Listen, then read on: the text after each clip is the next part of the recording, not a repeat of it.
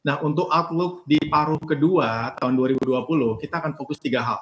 Yang pertama adalah mulai kembalinya aktivitas ekonomi. Jadi kalau kita lihat di Jakarta dan juga di negara-negara lain, ekonomi sudah mulai menggeliat dan kembali. Tapi normalisasi kegiatan ekonominya itu tergantung dari kondisi provinsi, negara, dan juga klaster-klaster kota-kota yang mengalami pandemi tersebut dan bagaimana menyikapinya. Karena terus terang saya juga merasa tidak nyaman kalau saya berada dalam kerumunan masyarakat ya. Jadi kita harus hati-hati di situ. Yang kedua adalah tentang pelaksanaan paket stimulus dari pemerintah. Nah, pemerintah sudah menyatakan bahwa akan mendukung kegiatan ekonomi selama pandemi, dan ini juga penting sekali dari sisi jangka pendek dalam pelaksanaannya dari sisi fiskal dan juga monetary stimulus. Dan yang tak kalah penting adalah apakah sasarannya tepat. Jadi apakah kepala keluarga mendapatkan bantuannya, dan juga perusahaan-perusahaan yang memenuhi syarat apakah juga dapat bantuannya.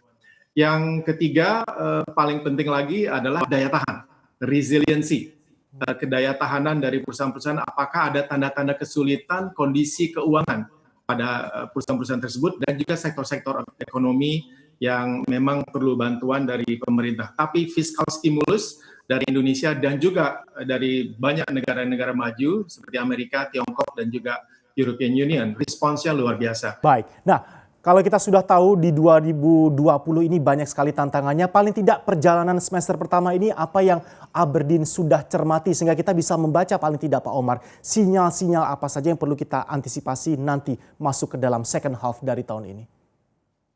Ya, kita melihat bahwa perusahaan-perusahaan yang terutama di bidang equity ya, perusahaan-perusahaan yang balance sheet-nya tingkat hutangnya itu tinggi dan balance sheet-nya tidak kuat itu mulai goyah.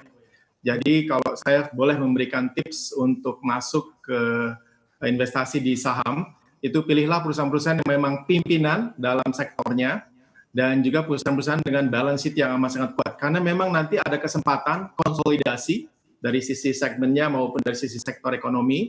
Jadi akan market share dari market leader itu akan bertambah besar dan ini harus kita cermati. Dan juga ada beberapa sektor yang menurut kami akan dapat melewati badai pandemi COVID-19 ini di paruh kedua 2020. Dan ingat, kunci utama selalu adalah vaksin.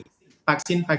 Kalau kita dengar berita-berita dari CNBC bahwa sudah ditemukan kemungkinan vaksin, tapi saya belum mendengar yang namanya agensi atau bagian pemerintah yang menyetujui vaksin yang dapat diproduksi secara massal. Apakah dalam proses menyetujuinya? Ya, ini membutuhkan waktu sebenarnya.